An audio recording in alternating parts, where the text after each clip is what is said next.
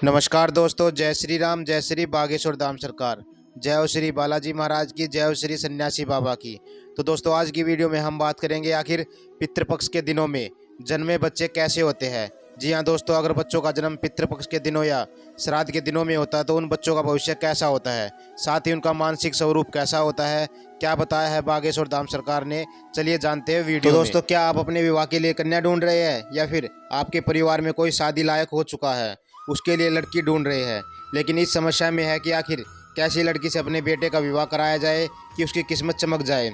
आखिर कैसे बिना कोई जांच पड़ताल पता लगाया जा सकता है कि किस महीने में जन्मे बच्चे लड़कियां या आपके परिवार के लिए भाग्यशाली रहेंगी या रहेंगे। फिर आप एक खुद महिला है तो आप अपने भविष्य के बारे में जानना चाहती है और शादी के बाद अपने भाग्य और व्यवहार के बारे में सब कुछ पता करना चाहती है। उसी के बिना, ज्योतिष और पंडित के बिना अपनी कुंडली कैसे दिखा सकते हैं या फिर अपना हाथ दिखाए बिना। तो दोस्तों, इसका समाधान है हमारे बागेश्वर धाम सरकार यानी पंडित धीरेन्द्र कृष्ण शास्त्री जी के दोस्तों, बागेश्वर धाम सरकार यानी पंडित धीरेन्द्र कृष्ण शास्त्री जी का कहना है कि आप केवल जन्म के महीने से ही पता लगा सकते हैं कि आपकी कुंडली कैसी होगी, आपका भाग्य कैसा होगा या आप जिसे शादी करने वाले हैं उसका भाग्य कैसा होगा। तो आज की वीडियो में हम यही बताने वाले हैं, लेकिन उससे पहले दोस्तों, अगर आपने अभी तक हमारे चैनल को सब्सक्राइब नहीं किया है तो प्लीज़ चैनल को सब्सक्राइब कर दे, ताकि बागेश्वर धाम सरकार से जुड़ी और भी बहुत सारी जानकारी और वीडियो आपको देखने और सुनने को मिलती रहे।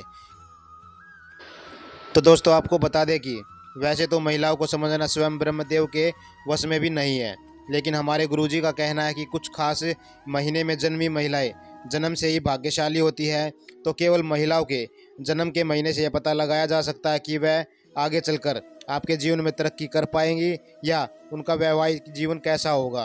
तो चलिए आपको भी बताते हैं कि गुरुजी ने किस महीने में जन्मी हुई महिलाओं को सबसे ज़्यादा भाग्यशाली बताया है। तो दोस्तों, अगर शास्त्रों के हिसाब से बात की जाए तो हिंदू पंचांग का सबसे पहले महीना चैत्र का महीना होता है। चैत्र महीने की शुक्ला प्रतिपदा से ही ब्रह्म जी ने सृष्टि के निर्माण की शुरुआत कर दी थी। वहीं सतयुग का प्रारंभ भी चैत्र के महीने से भी माना जाता है। देवी दुर्गा का प्रादुर्भाव भी चैत्र के महीने में ही माना गया है। इसी के साथ कई और विशेष त्यौहार वाला यह महीना हिंदू पंचांग का सबसे पवित्र महीना भी कहा जाता है। दोस्तों, कहा जाता है कि इस महीने में जो भी महिलाएं जन्म लेती है, रूप और गुण की भंडार होती है। ऐसी महिलाएं अच्छा वक्त होने के साथ नेतृत्व की भावना भी अपने साथ ही रखती है। इनका रंग गोरा होता है, वह धनवान होती है और उनके नेत्र रत्न की तरह चमकीले और आकर्षक होते हैं। इन्हें अपने जीवन में सारे सुखों की प्राप्ति होती है। इनकी कुंडली में पुत्र योग और इन्हें राजयोग भी प्राप्त होता है, लेकिन इनका स्वभाव क्रोधी होता है, यह बेहद जिद्दी मानी जाती है। तो दोस्तों, आगे आपको बता दें कि पंचांग के हिसाब से दूसरा महीना बैसाख का महीना होता है। यह महीना अप्रैल से मई तक का होता है। विशाखा नक्षत्र में होने की वजह से यह महीना और भी ज़्यादा पवित्र हो जाता है, क्योंकि यह नारायण का सबसे प्रिय महीना होता है। तो जो महिलाएं इस महीने में जन्म लेती है वह साक्षात लक्ष्मी का स्वरूप मानी जाती है। इनका रंग सुंदर होता है, इनकी आंखें बड़ी बड़ी होती है, इनकी बोली मीठी होती है, भाग्य प्रबल होता है। यह होशियार होने के साथ साथ कम खर्चीली भी होती है।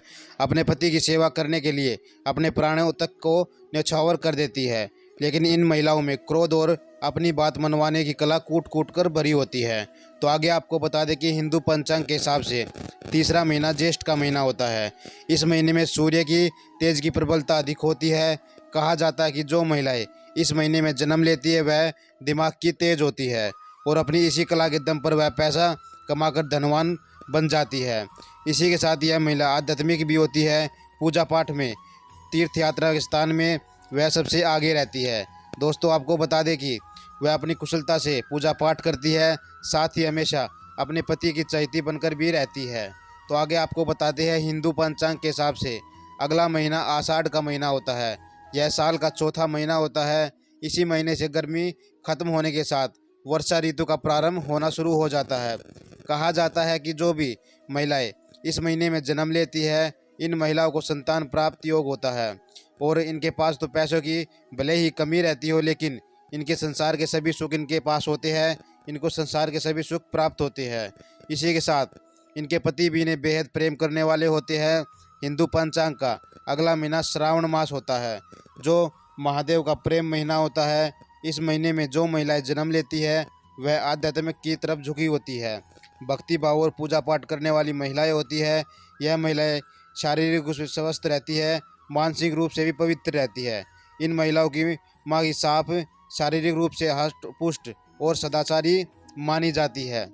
इन्हें जीवन में सभी सुखों की प्राप्ति होती है और आसानी से हो जाती है। तो दोस्तों, हिंदू पंचांग के हिसाब से छठे महीने को भाद्रपद मास कहा जाता है।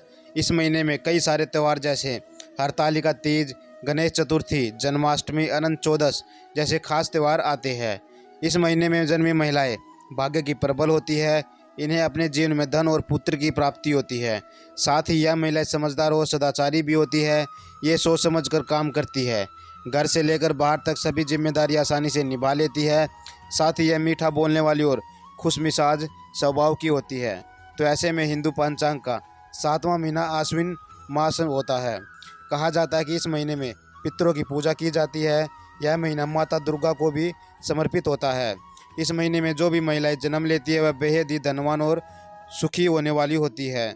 वह सुंदर होने के साथ साथ कार्य को कुशल रूप से करती है, संतान प्राप्ति करने वाली होती है और आगे आपको बता दें कि वह अपने काम में खुश रहने वाली होती है। दोस्तों, आपको बता दें कि हिंदू पंचांग का 8वां महीना कार्तिक मास होता है, जिसे दामोदर मास भी कहा जाता है और यह महीना नारायण को समर्पित होता है। बताया जाता है कि इस महीने में जो महिलाएं जन्म लेती हैं उनका स्वभाव कुटिल होता है। इसका सीधा मतलब सीधा करने के लिए मानी जाती है। इनका स्वभाव गुस्से वाला तथा बेहद इनका कद छोटा होता है।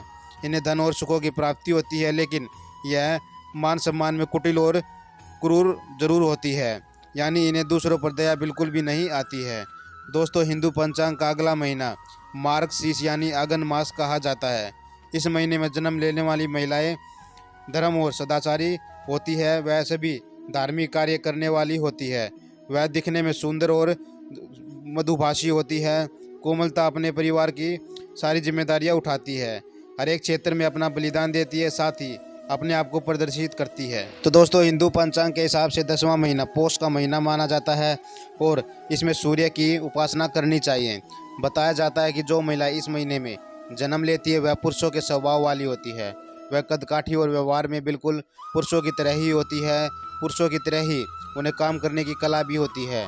वह महिला अपने पति से विमुख रहती है, घमंडी होती है, समाज में गर्व से रहना चाहती है और यह बात बात पर गुस्सा करने वाली होती है, अपना उल्लू सीधा करने वाली होती है और इस महीने में जानी जाती है।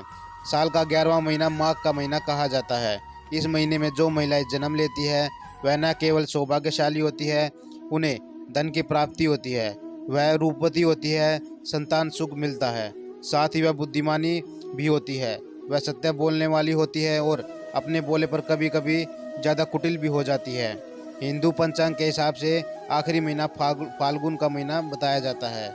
इस महीने में चंद्रदेव की उपासना की जाती है। यह चंद्रदेव को समर्पित होता है। आपको बता दें कि इसलिए जो महिला इस महीने में जन्म लेती है वह सर्वगुण संपन्न मानी जाती है।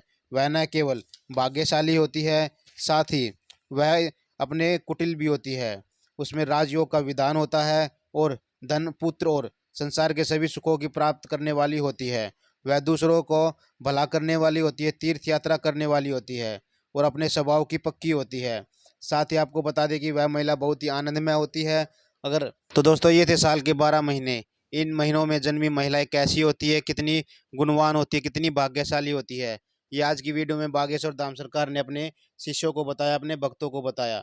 दोस्तों, आपको ध्यान रखना है कि आपको किस महीने में जन्मी महिलाओं से शादी करनी है, ताकि आपका जीवन संवर सके और उनका भी जीवन संवर सके। तो आज की वीडियो में बस इतना ही। वीडियो आपको कैसी लगी कमेंट बॉक्स में ज़रूर बताइएगा। साथ ही वीडियो को लाइक और शेयर करना ना भूले और चैनल को सब्सक्राइब जरूर कर दे। जय श्री राम, जय श्री बागेश्वर धाम सरकार।